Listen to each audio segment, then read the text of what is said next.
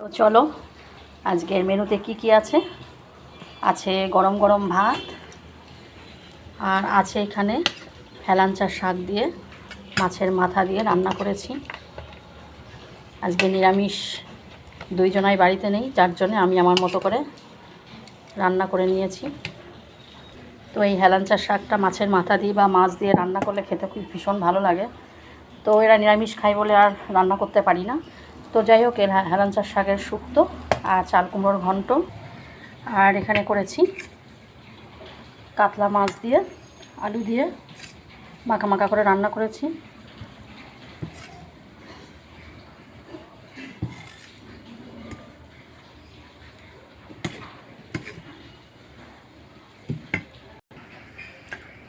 এই রান্না করেছি মাছ দিয়ে আলু দিয়ে ঝোল গা মাখা মাখা।